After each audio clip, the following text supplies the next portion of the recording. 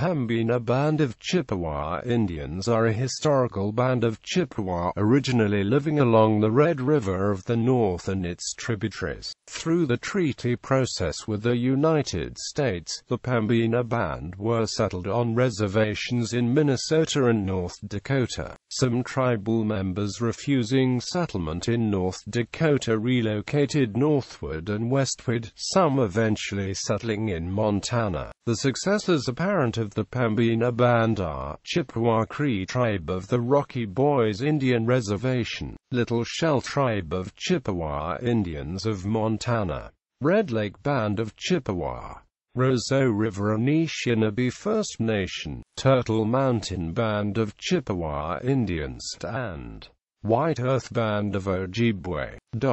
The so-called Little Shell Pembina Band of North America, based in North Dakota, is a militia-type group made up of one family descended from the historical Little Shell Chippewa Band, mostly white militia members, and one Indonesian, who attempted a coup against the government of Fiji. It claims to be a successor apparent of the Pembina Band, but it is not recognized as a Native American tribe by the U.S. federal government nor by North Dakota.